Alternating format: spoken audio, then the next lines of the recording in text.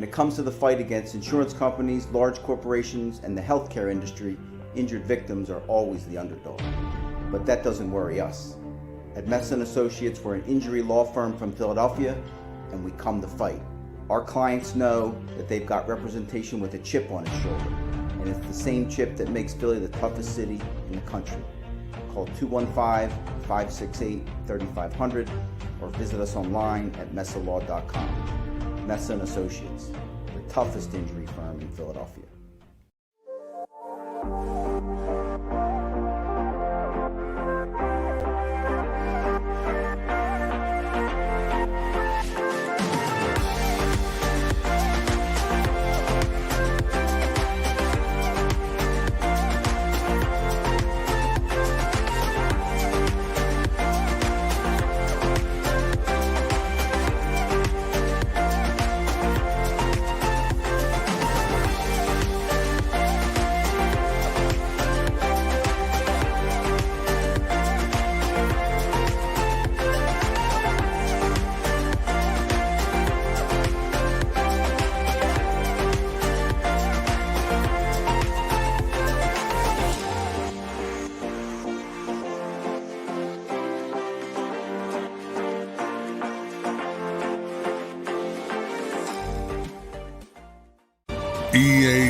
EAGLES, Eagles. Eagles fans, welcome back to another edition of Football 24/7. I'm your guy, Tone DeShields II. I'm joined by none other than our Eagles insider, John McMullen. Before we get too deep into the content, you guys know what you have to do. Smash that like button. Make sure you're also subscribed to the JAKIB Sports YouTube channel. And most importantly, sit back, relax, and enjoy your Eagles talk, because this is a big matchup, you guys. Some are calling it the Super Bowl rematch. Some are calling it a precursor to what's going to happen in Super Bowl 58. We're going to find out very shortly. Monday night's going to be electric, and make sure you guys are locked in for that game as well. John McMullen, I believe you're going to be on site over there at Arrowhead, correct? What's today? Saturday? Today is Still Saturday. to be determined by the TBD. higher ups far past me. So Understood. Yeah. So we'll see. Okay, sounds good. So let's get started, man. This is a big matchup. Everyone's been looking forward to it since the schedule came out. We all know how Super Bowl 57 went, and it didn't really end up in the Philadelphia Eagles' favor, obviously losing by 3 to the Chiefs. Jalen Hurts played a very, very, very solid game. Still wasn't enough. Patrick Mahomes did Patrick Mahomes things in that second half. The Eagles' defense essentially collapsed. But overall, the bottom line is the Philadelphia Eagles lost the game, but maybe they have a chance at redemption. Granted, it's only a regular season matchup, but I think, based off my estimation, this Eagles team has to prove to themselves that they can at least beat this team in any circumstance. What's your thoughts on that notion? Yeah, I don't think that's the case. I really don't. I think, I put a clip up of Slay on social media. He got killed a little bit. He was kind of explaining that, players have to think about it a little bit differently. And, he was talking about how quickly you turn the page on the Super Bowl, and this is not a rivalry game, and it didn't go over well. But that's the mentality. And for the vast majority of players, it's not a rivalry game. No matter what they do, if they win the game by 4 touchdowns, they're not getting the championship. They're not getting the rings. That's been the theme this week, stemming from Nick Sirianni. We've heard it from, you can't win a ring, numerous players. So do they want to win the game? Of course they want to win the game because they want to get the number 1 seed. They want to go back to the Super Bowl. And Detroit's right behind them, so every game is important. But it's also an AFC game. And if you got to lose a game, you'd rather lose an AFC game than a conference game. Like Dallas before the bye, like San Francisco coming up, like Dallas again, like Seattle. Those games are just more important to the tie-breaking situation. Now, again, they never want to lose a game. But there's a lot of times I think fans like to be lied to. And people can play the game, but I respect somebody like Slay. And basically what he said, look, I mean, I got my kids, I got my wife. And anybody watch Kelsey on Amazon, same thing after the Super Bowl. They had Jason going back to his hotel room. He's got his kids, he's got his wife. They got to turn the page, man. They can't, you know, life goes on. Did they want to win the game? Of course. Is this the biggest game in the world because they lost Super Bowl 57? It's not even the biggest game in 3 weeks because the game against Dallas was bigger because, again, it's an NFC East game against a rival, against a team in second place, against a team you're trying to fend off for that number 1 seed. Hopefully you can't see Kansas City or somebody else down the road, whether it's Baltimore or somebody else in the Super Bowl, and then it becomes a big deal. Mm. It's a big game because it's the next one on the schedule. Fair enough. So you mentioned Slay and how he's handling it. You mentioned Kelsey as well.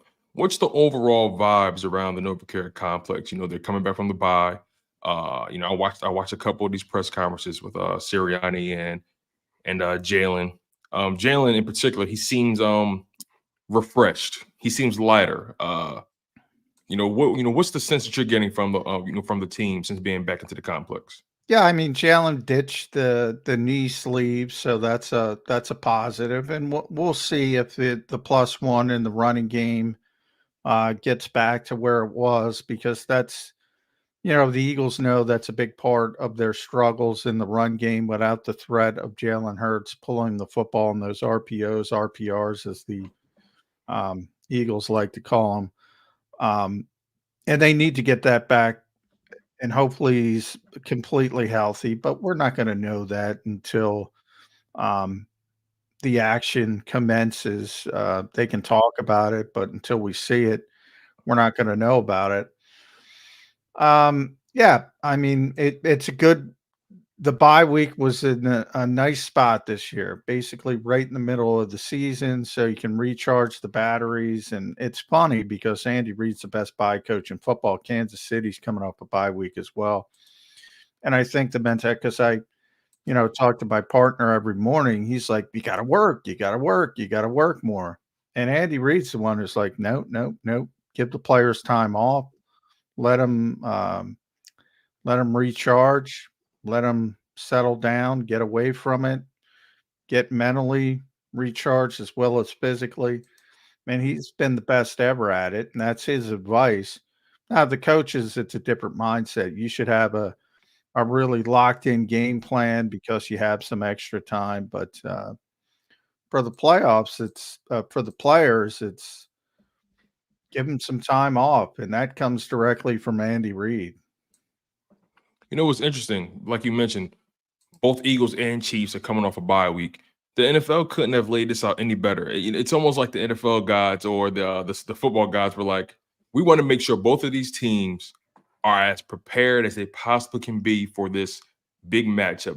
Again, not often do teams face the team they lost to or played in the Super Bowl the following season. It's not necessarily often. I believe historically, I heard this record. I'm trying to make sure I get it right. I believe in the past, there's only been 8 situations prior to this one where a Super Bowl team has faced off against their Super Bowl opponent in the following season, and I believe the Super Bowl winner is 6-2 in that matchup. This would be the 9th matchup. It's just interesting how the NFL laid this out perfectly, trying to make sure both these teams are fully prepared for this matchup, giving them the bye week at this exact same time. I think the number, I haven't seen it. I think the number is, basically at this level. I think it's the latest where teams have been this good, rematch in the Super Bowl. But again, the NFL is playing a different game, right? They know this is a big game because they know it's the Super Bowl, and to the fans, and they're worried about TV ratings and all that kind of stuff. They're worried a little bit about different things. For the Eagles and the Chiefs, it's, again, the Chiefs are more concerned about the number 1 seed in the AFC. And the Eagles, we just talked about what they're concerned with. And so and Slade said it. It's not a rivalry game. You can try to spin it all you want. It's not a rivalry game. Dallas is a rivalry game. Kansas City is not. Now, as they continue to go down the road, and maybe if they continue to play in Super Bowls 3 or 4 times, which is very unlikely, perhaps it turns into that. But right now it's not, but that doesn't mean it's not a marquee game. It's a marquee game from the fan base's perspective. No question about it. So how would you gauge the Philadelphia Eagles, over the past few days? Again, I think they got back into the complex, Thursday or something like that. Well, So I how got would you back to the gauge? practice fields Thursday. They were back Tuesday, but Okay.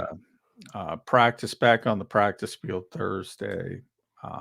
So how would you gauge their preparation over these past several days? What feeling, what vibe are you getting from the players in terms of preparation? Physically, mentally, things like that. Well, the physical part, the mental part, I mean, they're much healthier. You saw the injury reports all week. They're very light. Justin Evans limited. Dallas Goedert obviously not practicing. He's going to be out. Some good news today. Nick confirmed that, he wasn't placed on injured reserve for a reason, and that means he's probably not going to miss 4 games. So they're hoping to have him back. Mm. At the latest December 10th at Dallas. Again, rivalry game. They're hoping that's the latest he'll come back, and who knows, maybe even sooner. But if they put him on IR, he would have to miss that game. So that's an indication of his timetable. So that part's positive. We know Bradley Roby's going to be back. Cam Jurgens is going to be back. That's all positive. And as I mentioned, Jalen Hurts taking the sleeve off his knee, which indicates it's feeling better to him. So that's positive. Much healthier than they were coming into the bye. Understand you lose Nakobe Dean. And, the Eagles lack some depth now. I think at linebacker, that's fair to say. Christian Ellis is probably, is a snap away from getting significant playing time if you suffer another injury. They kicked the tires on Anthony Barr, but he went back to Minnesota. Rashaan Evans, who just was elevated by the Cowboys to their 53. They lost Leighton Vander Esch. A number of teams were trying to sign him off the Cowboys practice squad. I think the Eagles were one of them. He was on the Eagles practice squad earlier this season for a very short time. So clearly they're looking for depth at linebacker. But overall, I would say this team has been the healthiest it's had been in a month or so, at least. Cam Jurgens coming back is so interesting to me because obviously he's the better of the 3 guys, Sua Opeta and Tyler Steen right now. But with him being out for so long, when we both know with offensive line play, continuity is everything. Are there any concerns, at least by you, in terms of how good this offensive line could potentially be, especially throwing Cam Jurgens back there? Coming off the injury again, he's healthy, probably as healthy he's going to get. Do you have any concerns in terms of continuity being in sync? Going up against this high-powered pass rush that the Chiefs have. Now the other 4 guys are there and have been there, and Cam is a better player right now than Sua Opeta or Tyler Steen. So might you have a hiccup here and there as he gets back into it, sure, but nothing's perfect. He's going to make the offensive line better, so I don't worry about that. There's so unrealistic expectations. Sure, he might get beaten on occasion. Chris Jones is one of the best defensive players in the NFL. The Chiefs defense overall is 4th in the NFL. They've had a tremendous year defensively. George Karlaftis has turned into a big-time pass rusher. So they're good, but, that's one of the strengths the Eagles have generally is they can block anybody. That doesn't mean you're never going to get a sack or you're never going to get a tackle for loss. It means The you're going to be capability is more there. consistent blocking than most teams against Kansas City. Okay. So let's get into matchups, right? We're talking about Kansas City's defense, the Eagles offense. What matchups do you anticipate the Philadelphia Eagles trying to exploit on the Kansas City defensive side? Again, we know their defense is playing as good as it's ever been in a long time. They're a top 5 defense, if I'm not mistaken. But what matchups, what part of that defense do you think can be exploited by the Philadelphia Eagles? Well, the Eagles are always, almost to the point of being a little bit haughty, to be honest. They always have confidence in their receivers against everybody. And that's A.J. Brown, Devontae Smith, obviously. And that'll be the case this week. And that offensive line I just mentioned, they're always very confident that no matter what, they're going to be able to hold up against anybody. Kansas City, whoever, Baltimore, Cleveland, whoever you might think has the best defense. They're always confident, and they should be. And, they're 8-1. They've won 25 of 27 with the starting quarterback. So they developed this, and I know because people ask me that every week. What do they like? Well, they like the same thing. They like their offensive line. They like A.J. Brown, Devontae Smith, literally every week. And we often ask Nick Sirianni that. And it's the same thing. It's like an echo every week. Offensive line, receivers. Well, do the Chiefs have any injuries on their defensive side that maybe can be exploited? Nick Bolton's out. He's been out for a while. But it's, like I said, it doesn't strength, weakness. The Eagles aren't going away from what they do best. So they're at a stage where they dictate. They're not going to be dictated to. Regardless of what's going on, they're going to impose their will on the opponent. Yeah. Offensively, certainly. Yeah. They don't waver. They don't think anybody has a advantage on them because of their offensive line, mainly. You've covered this team for several years. That feeling that they have that they can impose their will on any opponent, regardless of circumstance, is this a new culture that they've begun to develop, or a new feeling that they've had ever since the Nick Sirianni era? Or have you come across this similar mindset prior to Nick Sirianni? How often have you come across this in the Eagles era? No, never. During your career here. Never. I've said, last season was the best Eagles team, I think, of all time. I think in the modern era. I'm not going to go back to 1949. Ray Dinger will get mad at me. So I'm not going back to 1949 and 1950 and even 1960. But in the modern era, last year was the best Eagles team of all time, even better than the Super Bowl team. And they've continued this year. Now, they've never had this. So, no, to the point where you say, yeah, and I use that term haughty. They're a little cocky to the point where, but they have the right to be. They've earned that right because they keep winning. And so, they dictate. That's the best way I can describe it.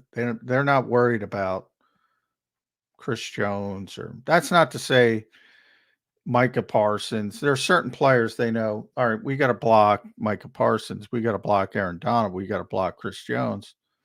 They understand that. They'll slide protection for certain all-pro level players. But they also know they got the personnel to handle guys like that. Yeah. So, they're not fearful of any presence on. Now, defensively, it's a little bit different. Okay, let's go there, right? Let's go to that side. Eagles defense versus Patrick Mahomes and his Chiefs offense, right? Obviously, there are some major concerns, on the back end at linebacker. And then the most obvious concern, Patrick Mahomes being who he is and what he is and how much damage he can deliver, regardless of who's out there playing the receiver. But they're still weak there, right? So what's your evaluation of this Patrick Mahomes-led Chiefs offense, and where do you see the Philadelphia Eagles trying to? How do you expect the Philadelphia Eagles to try to handle what Kansas City is going to try to throw at them? I think they want to get the football out of his hands quickly. I think what they don't want is off schedule stuff. That's where he's going to kill you.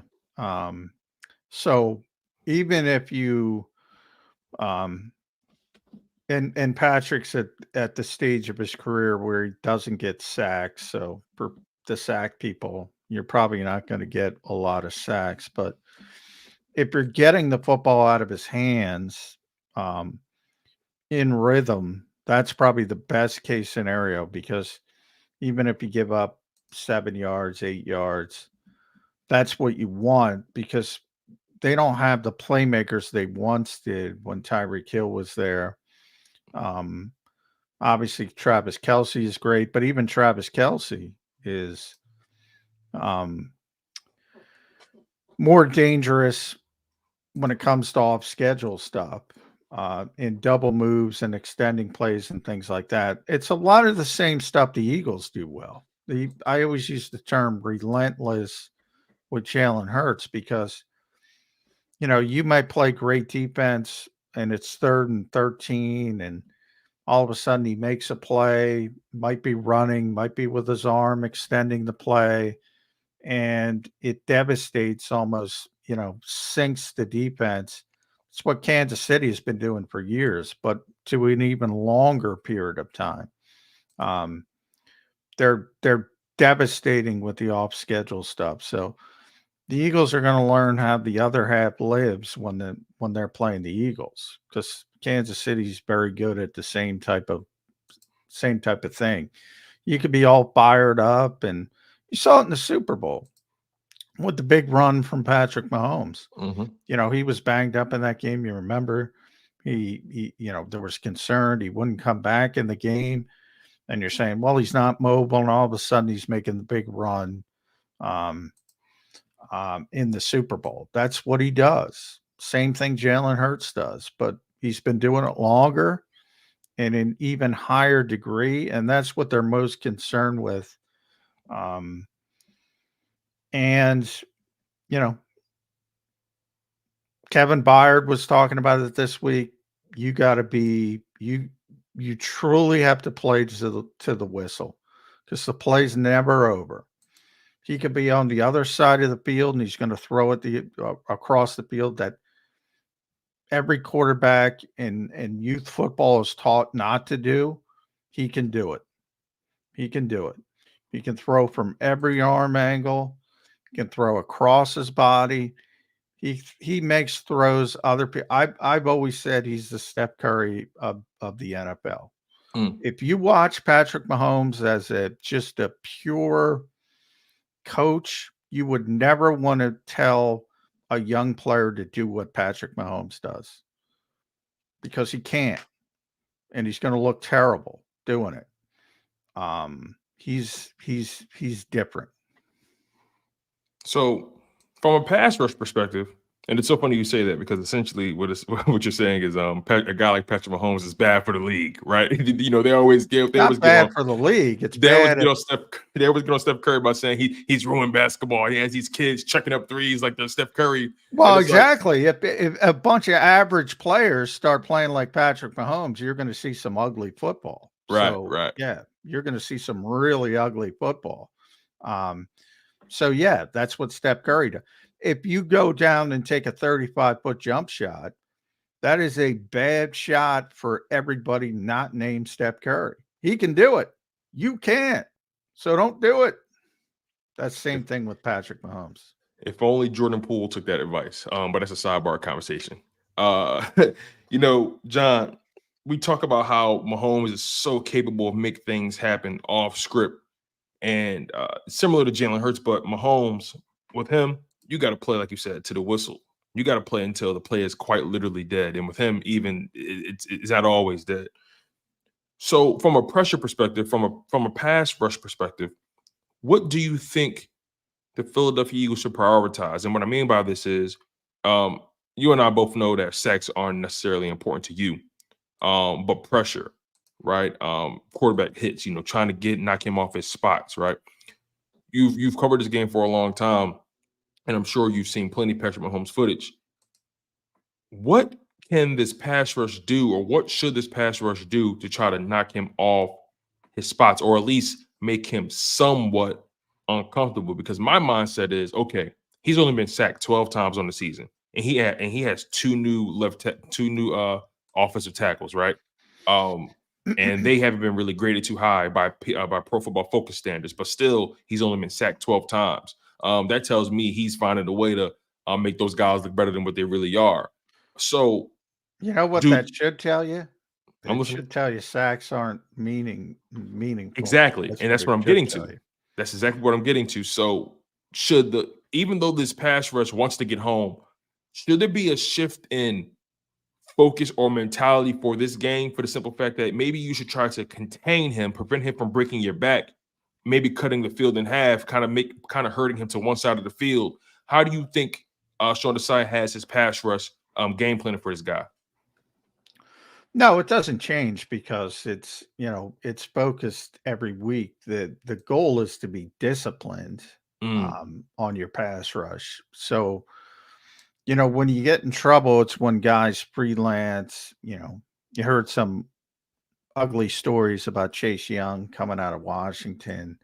He's freelancing. He's not playing within the scheme of the defense. But, going back to when Jim Schwartz was here, always preach discipline on the pass rush. And you want to keep everybody penned up as much as possible. And especially as there's more mobile quarterbacks than ever before.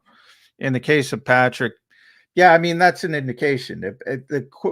I think a lot of people, and I have this argument with Jody all the time, quarterbacks can control sacks if they want to. Patrick, as you mentioned, 12. Peyton Manning, I mean, you weren't sacking Peyton Manning. If you had 3 sacks against Peyton Manning, it's a career day for a defense. Same thing with Tom Brady. If you want to get the football out on time, you can get the football out on time. And teams aren't going to have high sack numbers. The Eagles know that. And so it's about staying disciplined, not getting him, letting him extend the plays, letting him as best as possible. And always, and this is where Jalen Carter comes into it, the easiest way to disrupt a quarterback is pressure up the middle, right in the space. That makes a quarterback most uncomfortable. The New York Giants beat Tom Brady twice in the Super Bowl, did it at the same time both ways. Pressure right up the middle. And the Eagles have a player who can do that now. And I think this will be a big Jalen Carter game because he's got to make things real uncomfortable for Patrick Mahomes right up the middle. And that's easier said than done because the Chiefs' interior offensive line is very good. You mentioned their tackles are not very good. That's true. Creed Humphrey's as good as it gets at center. Joe Thuney, Trey Smith are really good guards. They're really good. They're in the conversation for, having the best interior offensive line right there with the Eagles and Detroit, couple other teams. So as we begin to close the show, John, I got to ask you this. Coming out this bye, but this 5-game stretch coming up, we can even include, the Giants matchup. Kyler Murray's come back, so that's a different matchup now. But, in the second half of this season, is it fair to say that the Philadelphia Eagles are in playoff mode now?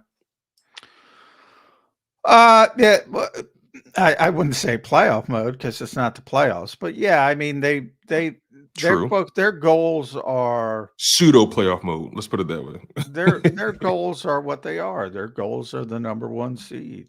That's their goal. Their goal is the Super Bowl. I mean, let's be honest. It's not even making the playoffs. They're going to make the playoffs.